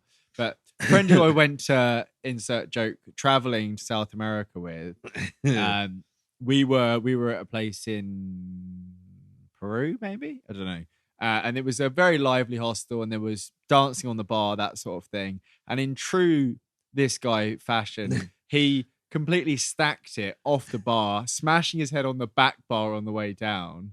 And then his mood obviously completely changed. He sobered up as much as he can do. Me and him were sitting like in the corner, and he was like, "Oh, I just really want to go to bed." And I'm like, I was pissed, and I'm like, I know you can't go to bed, so I'm just trying to keep this like guy who's sobering up from going to bed. And eventually he was like, I want to go to bed. So it was like 2 hours later, took him up to bed, was trying to keep him from actually falling asleep, because I don't know what the time limit is, but it's something like 4 hours or something. You're supposed to keep him away, and eventually kind of let him fall asleep, but like with supervision kind of thing. And I think I kept just waking him up because I was drunk and like just like energized and just being like, fucking don't die on me, please. Could you imagine? It's that if I'd been sober, if I'd been sober, it probably would never happen, because wouldn't have been in that situation. But it's that kind of, it's just I've not had many run-ins with concussion before. It's like the scariest. It's the whole like losing your mind type thing. Like when you're just like, I don't understand anything, and I know I should understand. Yeah, so I've got a lot of sympathy for Ro being so chill about Batman. Yeah, it's like, you probably thought Batman was with you half the time as well. Next day, she's like, was Batman with us? Or is that... Zeta's like, I don't know what you're fucking talking about, you stupid... Batman? Batman? We're in the normal world, not the DC universe, you stupid bitch. Is that a bat that like looks like a man? I don't know what the... I think there's a whole... Because this fits into like the DC animated series universe of the late 90s, early 2000s, and it was Justice League, which vaguely follows on from Batman the animated series, and it's vaguely all related. I don't know if they did a whole pantheon of superheroes in the Beyond universe, but I imagine that there are other superheroes active. Isn't it sort of thing Superman would still be alive if it follows on from them. Isn't it sort of thing where it's like the grandson of Edward Nygma has taken up the baton? So the from what I know of the Batman Beyond, like what do you call it, the Rogues Gallery, a lot of them there's some inspired heroes. There was like the Card Gang, which are like, they ride on cards and they're vaguely Joker related. Right. And there's a movie which ties in it does half in animated series, half in future. Right. And that's supposed to be really good. And it's called like The Return of the Joker. And they have some quite organic way of bringing the Joker back. That's not like it is like he is Joker too, but it's like it's done in quite a hard hitting way. But generally speaking, I think there's quite a lot of original villains in that. But fair enough. Yeah, I think people like I think Clayface turns up, like the ones that could be alive still, kind of thing. But anyway, So Batman's like, Bennett's on his way. I spoke to him because I'm a fucking narc. I dobbed you in. Yeah, but he basically says the NSA have denied any control over Unit 7. And he's like, I'm sorry, Zeta, I shouldn't have doubted you. Yeah. And he flies off into the distance. Yes. Never to be seen again. Again? I don't know if we will see him again. I'm going to stay in the dark, in the shadows. We do have that very quick, what is it, like relics from the 21st century? There's a little bit before that where he's all sad that he put Ro in danger. Oh, and she's Ro's like, shut up, I'm concussed, I don't give a fuck. But she's like, I chose to come along this ride. Like this is my decision.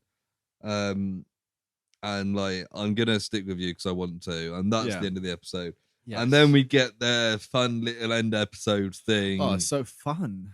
And we see an egg timer, Mm-hmm. and Zeta's like, "This was called an egg timer," and Rose says, What did it do? "Time eggs for what?"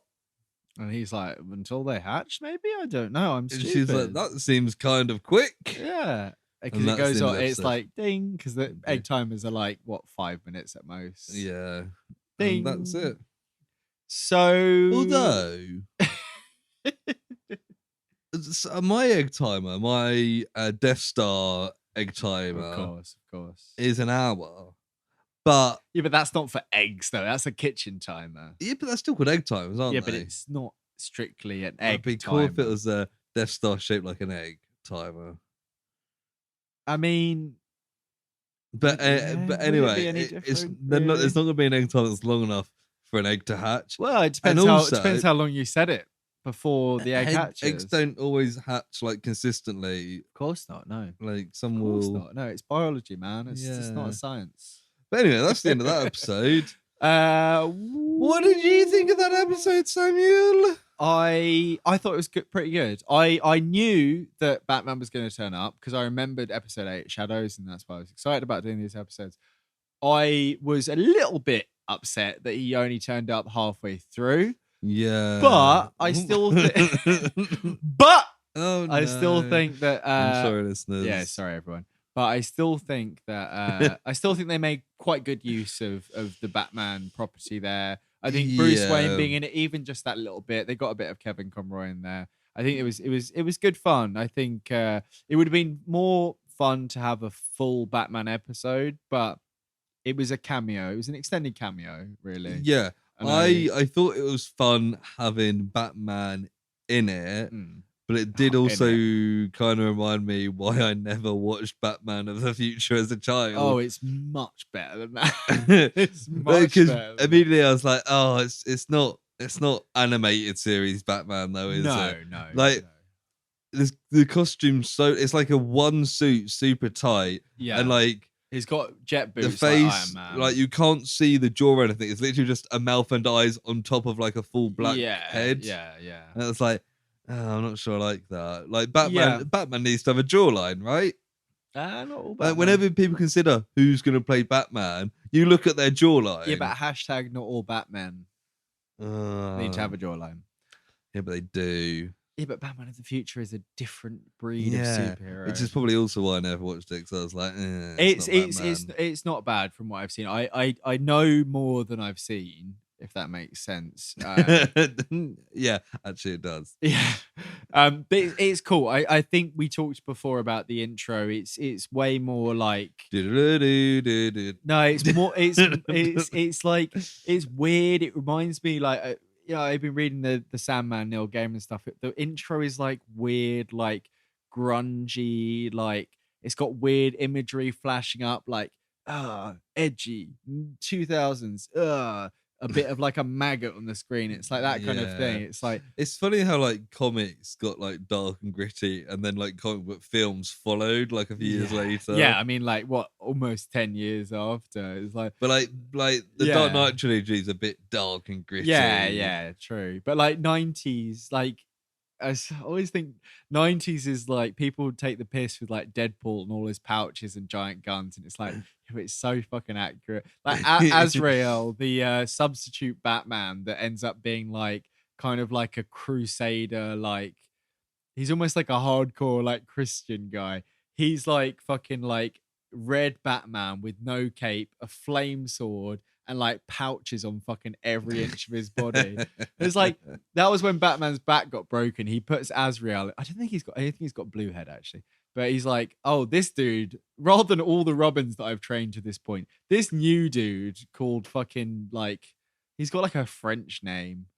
Not that that's a bad thing. But he's like, oh, this dude will be like the new fucking Batman. And then he ends up just fucking murdering people. What's he called? He is called, Jean-Paul Valley Jr.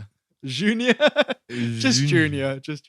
But yeah, he looks ridiculous. Like what's what was it? Jean-Paul. Jean-Paul Valley Jr. Okay, he doesn't have as many pouches as I remember. He still looks ridiculous. He looks like the most 90s version of Batman you could ever So it's imagine. like Jean Valjean. Jean Valjean. So very French name. Exactly. Jean Valjean is the main character in Les Mis. He is, yes. Is it the same name or is it a different name? No, it's Jean-Paul Valley. Oh, Jean-Paul Valley. But he's got, so I'll explain. So imagine Batman, but his shoulders go up like this, like a demon's shoulder, like a demon's wings. Like the Biru Man. Yeah, and then down into the cape, spikes on the top of the wings, gold shoulders, gold down to here, gold utility belt like Batman, but also on the thigh, gold utility belt around there. And then Batman's spikes, instead of being here on his wrist, are on his thighs sticking out. And he just looks fucking ridiculous. And that was Batman issue 500 based on this, which doesn't sound right, but yeah. Anyway, this. What do you want to give this episode as a rating? I mean, I quite enjoyed it. I'm gonna go with like a 7. I think it was pretty fun. I think I'm going to give it a 7 as well. I like the return of the infiltration unit. 7. It was nice to see that come back. 7 for 7. Yeah. Oh yeah, 7. I don't think I've got too much else to say. But yeah, it's been a while. I'm sure. I hope it's not going to be as long when we get to episodes 9 and 10. Yeah, around 10-ish episodes we'll be back with this. Maybe a little bit closer. Yeah. Like we said, we try and get through season 1. Maybe give it a break between. Yeah, we've got Project Blue. With Project Blue, with Lazarus, and with this White Rabbit. And with White Rabbit, which, you know what, I started tagging. I went back to our old Instagram post, started tagging the people involved in the photos in case it drummed up some extra support. It did, and Carrie Byron herself, or at least the person who runs her Instagram account, liked both of the posts that we posted about it. We're not exactly complimentary. We are not very complimentary of her in those episodes. So hopefully, Carrie, you're not listening to this, or at least, you know, not listening to. But do you know what? For people we kind of slander on pod, the best possible thing they could do for us is like and share and not listen. Exactly. Yeah, and I think that's what most of them do. I'm sure there's a million podcasts. 1,000 podcasts that mention Carrie Byron. We're probably one of the least kind ones. No. It's the internet. No, we are in the middle, probably. We're not overly offensive, as you can tell from this episode. Apart from that bloody.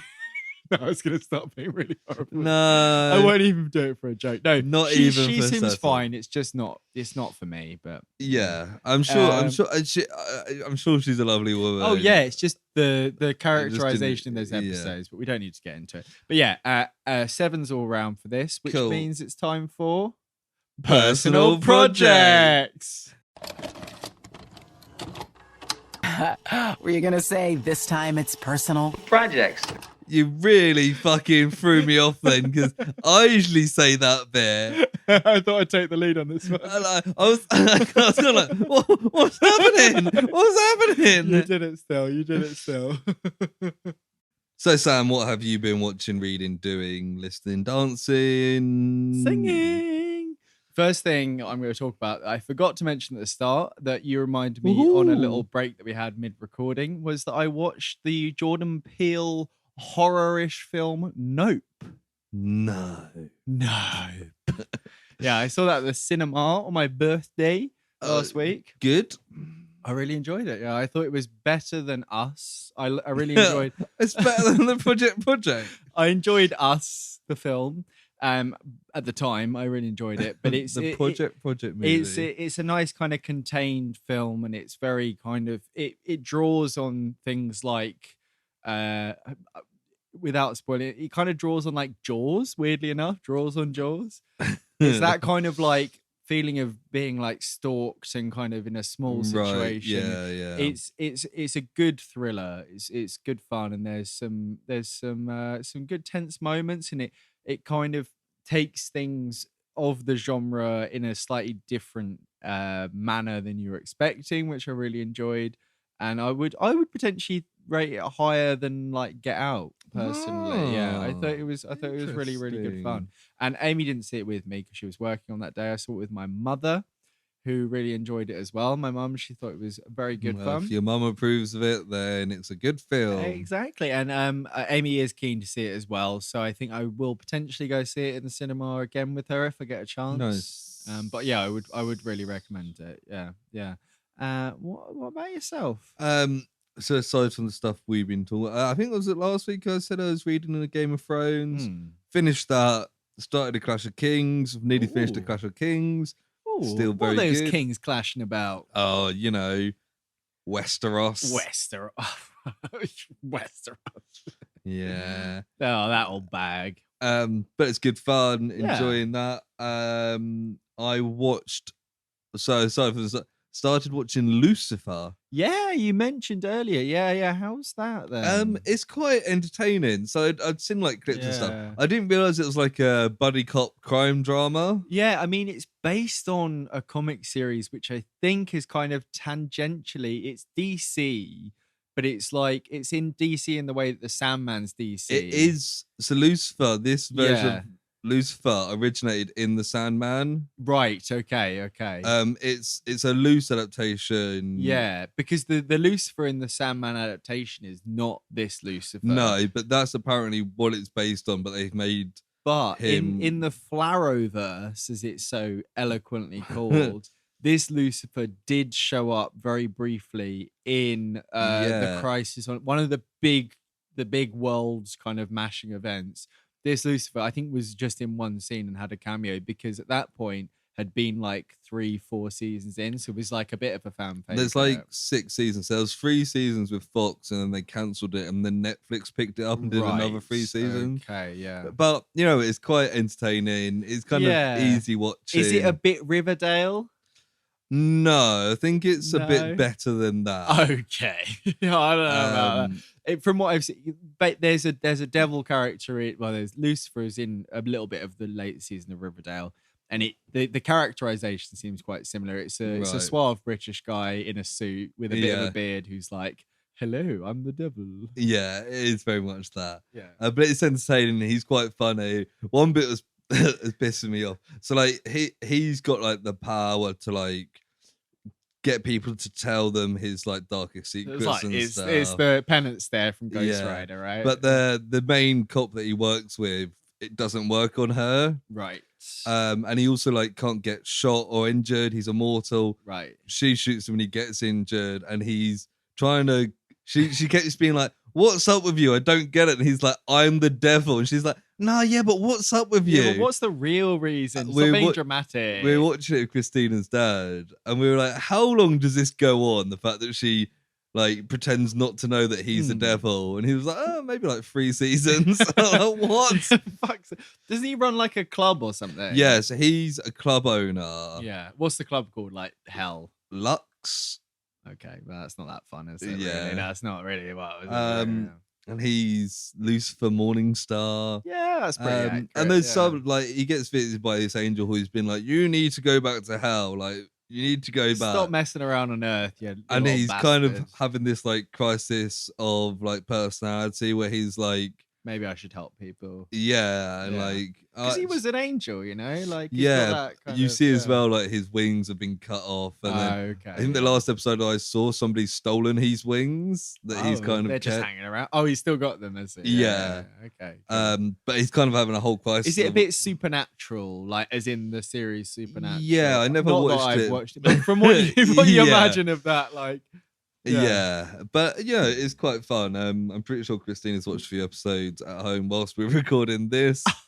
But it's something I'm quite happy to dip in and out of. Yes. But you know, it's good fun. Is it a bit like Agents of S.H.I.E.L.D.?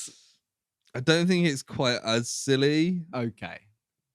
But is it a bit like yeah, I don't know. Yeah, it seems like it, I've got an impression of what it's like. Yeah, and I think I'm right. Check it out. It's all on Netflix, isn't it? Check it out. Yeah, it's entertaining. So at least give it a try. But yes. So She-Hulk. Yeah, I was going to go the other way around, but let's start with She-Hulk. Yeah. So we both watched episode 2 of She-Hulk. What did you think? Well, it was listed as something like 27 minutes, which is actually about 20 minutes, which was kind of a surprise and I wouldn't say a relief. I would have liked a little bit I'm more. trying to remember what happened. It's a very filler episode. She gets the job with the new superhuman, and she's representing Abomination. Tim I was Roth. quite happy to see Tim Roth. Very come good to see back. Tim Roth. It's nice to see him just being a bit hammy and silly. Yeah, And I like that he's playing this like victim card, like, oh, I wanted to be like Captain America. and do you know what? Like as he was going through that, I was like, you know what? He's right. But if you think about it, he is like, he's getting obsessive and he's like, give me extra doses and shit. Like he's not completely It's innocent. funny as well that this is the most the MCU has ever gone to like canonizing the Incredible Hulk film. Well, apart from maybe What If, I think there's a little bit of, I think they have, but that's not. They have like a Liv Tyler-ish looking Betty But that's Ross in there. loose canon anyway. What if? Yeah, live action. But yeah, the fact that it's literally Tim Roth talking about the events of the Incredible Hulk. Hulk. And I like Bruce is like, I was a different person then, literally. And it's like, Yeah. oh yeah, here we go. Yeah, I thought it was quite funny, and I like the reveal at the end. Yeah, where she's like, I'm gonna represent Abomination, and Bruce's like, yeah, fine. And then she turns on the TV and it's Shang-Chi. Shang-Chi has happened, yeah, which I think there was some rumors about, or maybe a trailer with Wong in it. So I think that's gonna factor into it as well. There's a couple of little bits. So the first thing I've completely forgot. Oh, it's when Abomination is talking about he's got like 7 soulmates that have been writing to him, and it's like there's something going on there. Like he's got these people that have bought a compound that he's going to go live in peace. And immediately I'm like, right, so we've had a Thunderbolts movie announced and they can't use Red Hulk. And there may be 7 members of this team. So whether he knows it or not, I think that it will potentially tie in some way. Or it's just some weird like hippie cult that will be part of this series. Yeah. But either way, I think him getting his freedom will probably tie into something like that at some point. I wasn't sure how much Bruce Banner, Mark the Ruffalo we'd see in this. I've got some Ruffalo news. But yeah, I was like, oh, he might have just been in the first episode. But then at the end, we see that he's in space, and I was like, oh, this seems like it's going to be this a was something plot point. I can't remember if we talked. This isn't the Ruffalo news, but there's something that I think we talked about off pod about the whole Sakaar ship and stuff, because was it on pod? Talked about. I think it was on pod. I don't think we talked about She-Hulk. Because I was saying pod. like, so in the comics with Planet Hulk, yeah, it was on pod. He's got his son Scar, which is like Sakaar but without the first A, and I'm pretty sure, because you know they've got Young Avengers going and stuff like that. I'm pretty sure he'll come back with a son. And maybe they'll do World War Hulk and have the planet destroyed while he's up there. I think everyone is clamoring for like a more brutish Hulk back. So if his family get killed, it's like a pretty good reason. Or you could just have Scar as the brutish Hulk. Yeah, absolutely. The other thing that I noticed that I didn't actually see while I was watching it, but I saw lots of articles about it. When Jen is looking up on her computer at one point, there's a couple of articles down the side of the computer. Oh, spicy. So I'm going to start with the one that's less interesting, but it's something that we've talked about before. And it says, why is there a giant statue of a man sticking out of the ocean? Finally. They finally explained it. Well, finally acknowledged it. I also saw a TikTok recently about this geologist geologist was trying to calculate how much water would have been displaced by that amount. I saw that. You see that? And it's like it was between like twice the 2004 tsunami to like 12 times it. Yeah. It's like, but I was said to Amy, I was like, maybe the Eternals just quickly fix that without us knowing. Yeah. The other one, which is slightly more relevant to the future of the MCU, is man fights with metal claws in bar brawl. Yes, did you see this? Saw that. Yeah. So that's obviously Sabretooth, right? That's obviously Sabretooth. He's got his metal upgrade ahead of time, and he's just fucking around. Or it could be Unit 7 with his metal claws.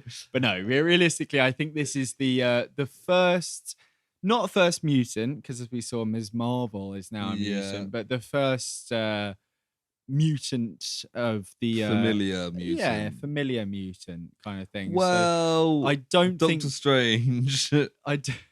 in this Yeah, multiverse. I don't think it will be anything in this series, but it's the kind of thing. Yeah, It's they're a just bit like teasing. Wakanda was in Iron Man 2 on a map, but it's like Yeah. there was in Endgame they were like, oh, there's disturbances at sea, and it's like, well, Namor is going to turn up at some point. It's all that kind of thing. Yeah. But it's the kind of shit where you're like, okay, they have made some in They're classic getting people Marvel hyped. side. I saw a thing actually. I don't know if it was. I think it was the X-Men that due to like contracting rights or saw anything, this. they can't do anything until like 2026. I think it's more they can't do a property with the title X-Men because there's been Right. loads of rumors over the last 6 months that it's going to be called The Mutants, the first installment, right. which is kind of a bit of a hammy, lame name. But if it's a way of getting around this, and maybe the X-Men will be formed in this, so it's like at the end they go, and we're the X-Men, and it's what like, is this? Some kind of X-Men? what's that kind of, I remember, so he's called Charles Xavier, right? But normally you would pronounce that name as Xavier, not Xavier. Yeah. And I remember, I think it was like when I was actually, there was a footballer, Portuguese footballer in Yeah. like the late 90s, early 2000s Yeah. called Abel Xavier. okay, yeah, Spelt the same. yeah. So maybe because I was thinking about it. Because I remember when I was younger, I think I was in like not necessarily nursery, but like young. I remember there was a guy who worked there who was into his comics, and I was into like Spider-Man the animated series. I remember him like ranting at me as like a 5-year-old, probably like a bit older than that. It's probably like an after school, daycare thing.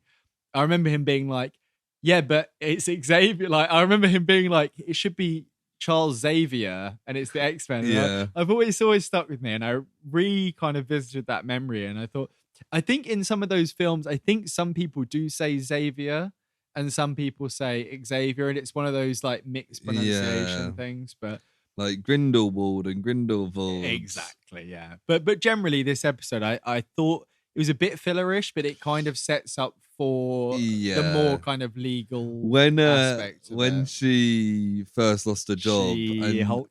and it was like, oh, superhero lawyer. Yeah, I was you were like, oh. I was like, I'm pretty sure I can think of one lawyer agency that would pick her up. That's what I said that to Amy. She didn't. She doesn't know where it's going, and she had no idea. And okay, I nearly said it to Christina, and I was like, I won't, so don't want to spoil because it. it's that kind of. It's what you would have wanted. And then it wasn't. I was like, okay, that'll be later on. But generally, what did you think of the episodes? Yeah, it was fine. Yeah. I'm looking forward to the next episode. It's 9, so two in, and it only setting stuff up is fine. I think, generally speaking, but yeah, I think moving on to maybe House of the Dragon. House of the Dragon. So last week I talked extensively about my thoughts of the first episode. I've since watched the second episode, but you've only watched the first one. I've been what did you think?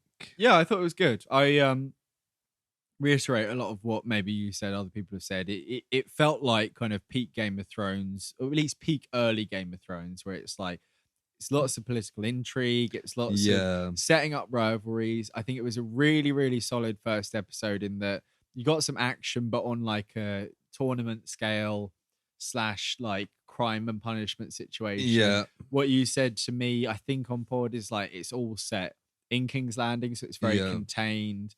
I think it puts the pieces of this kind of chess battle like really well on the stage, and you're like, on the board, you're like, I kind of know where this is going, but maybe not. It's like it ended. I was like, I'm up for this. Like, I'm good. Yeah, nice. The second episode was really good as well. What was the thing you said last episode? There was something that was like it filled in a blank. Oh yeah. So as this is based on the Fire and Blood, like kind of book, history of the Targaryens, fictional historiography. And there's a bit in that because it's written by the Maesters that the king and his brother fell out because Damon called his son heir for a day. Yeah. And it's always kind of been up for debate as to whether that was mocking or kind of a tribute. Right. And I thought episode 1 dealt with it really well in not showing it. Yes, yeah, because we see the start. It cuts between like the King's Council when the king is being told about it and the start of the speech. Yeah. And like you could see both sides that actually he was, because you see that he does care and love his brother. Yeah, because he's not. Everyone's celebrating around him, but he's not like partying. Yeah, and he gets called upon to make this. And it's speech. one of those things that like they're partying because they went out and did their first proper nights. Thing. And he was like, they deserve it just because this tragedy happened. These guys still deserve their night out. And like something that I imagine will come up later, and it's something that we've seen in real history. It's like he is like the captain of like a group of people that are fiercely loyal to him. Yeah. And the fact that he's been put out of play is a very kind of bad move on the king's part, because it's like he's spent X amount of time leading these people to like a great stage, and they've had their first night out, like you say, did a very brutal, successful crime stopping situation, and then almost immediately it's like, oh no, you can fuck off. And it's like, yeah, but this guy has like, I think they say like 1,000 men or something. Yeah. He's some insane amount of police force he's got under him. I guess it's a big city, but like, yeah, I think all the pieces have been well set up. I wasn't expecting it to go the way it did with the air thing, like that quickly. It is a fast moving series. So the second episode is 6 months later. Right. Okay. And a lot happens in terms of the politics. I think the third episode is 9 months later. So it's really rushing through. And then at the midpoint of this series, they jump forward because they've recast a couple of characters. Yeah, I'd seen when I'd looked up certain cast members, it's got young and old versions. And someone I noticed is Fleabag's dad is on the King's Council. Yeah, very obviously de-aged, both mainly with makeup and wigs. But I'm like, he's obviously going to be himself. Lord Beesbury. It's like he's obviously going to be himself in 10 years kind of thing. What thing I thought that you might be referring to with the kind of, you know, blah blah blah with the law and stuff. Very respectful. Blah blah blah with the, and there's the whole it's passed down through Targaryens, this idea of this winter apocalypse that's coming and stuff. Yeah, and the fact that that's obviously very much leading into what we saw in Game of Thrones. Daenerys wouldn't have been told about that, right? Because she's not a rightful heir in that sense, and it's kind of a bit okay, you're connecting it, but why? That scene was the one bit I disliked the first episode, because I was like, that's so like hammy. It's also like we know it's unless fucking like Rhaenyra gets frozen and is gonna turn up in like a sequel fucking episode of Game of Thrones, like we know it's not gonna directly connect with it. Like, see, I think I may be wrong, but my understanding from like the books, the title of Song of Ice and Fire came from Rhaegar, and that as well. Yeah, the fact they directly name the saga as well is a bit like. But a Song of Ice, so Rhaegar Targaryen, who Robert Baratheon defeated to become king. So like 2 more after kind of thing, one way or more 2 after.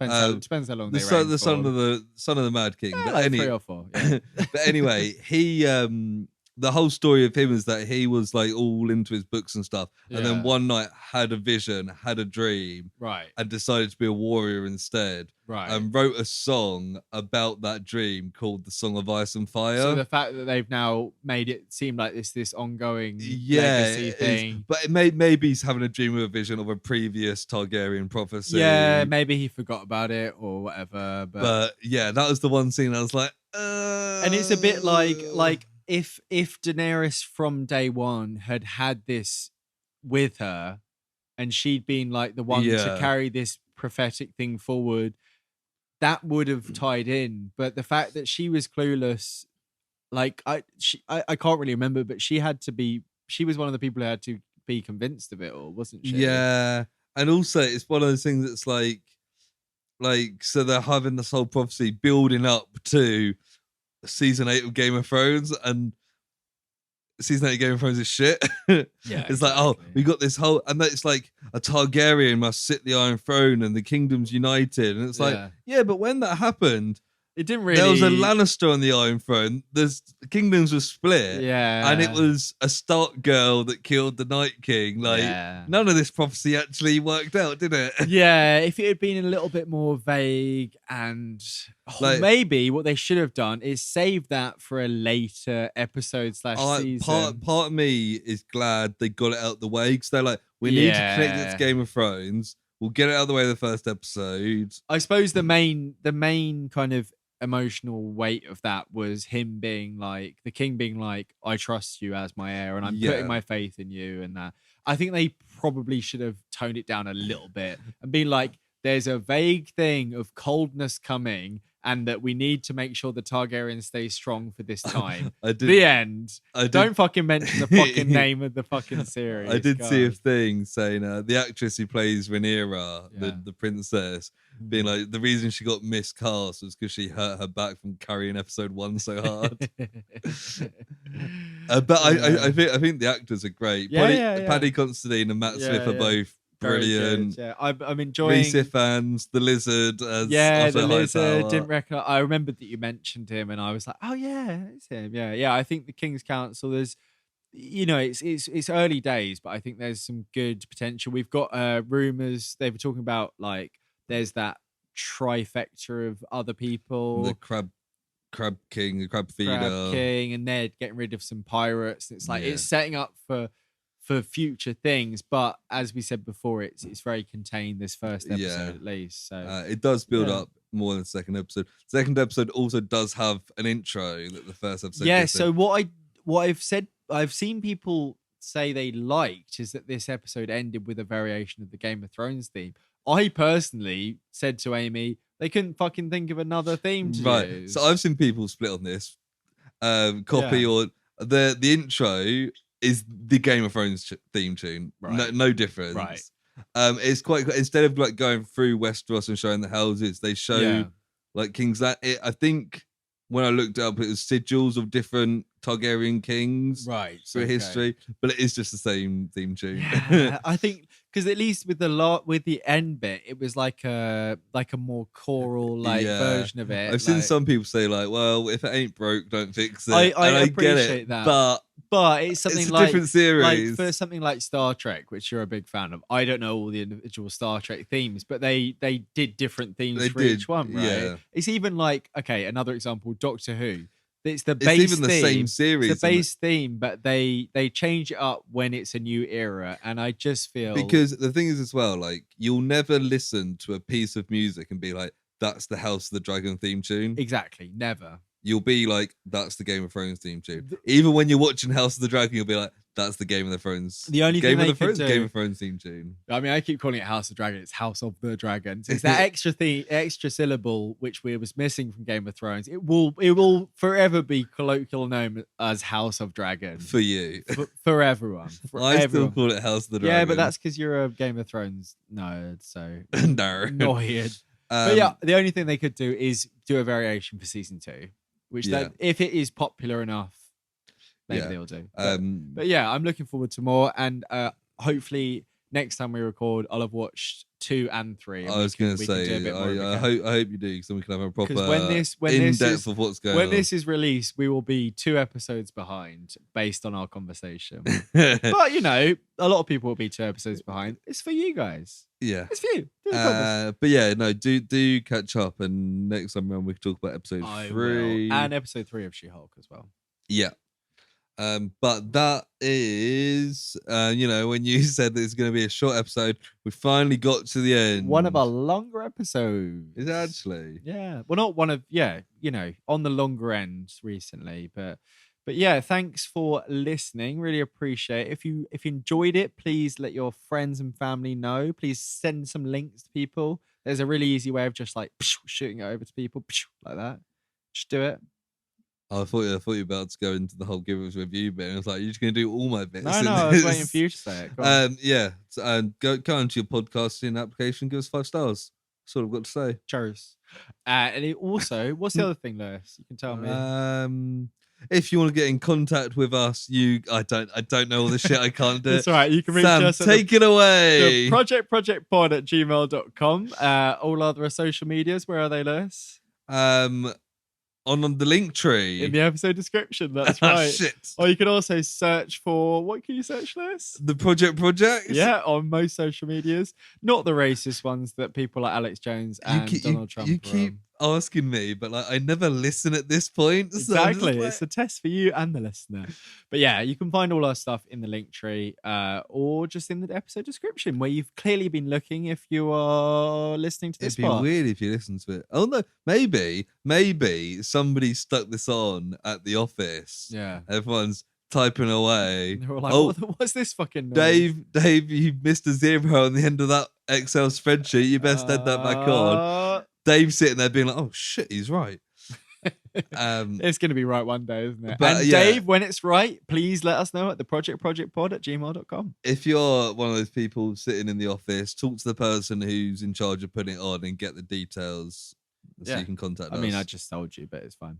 But yeah, thanks for listening again, and we'll see you very shortly for the aforementioned series. I will hear you next week. I'll see you in Gotham City, but the future version from Batman Beyond.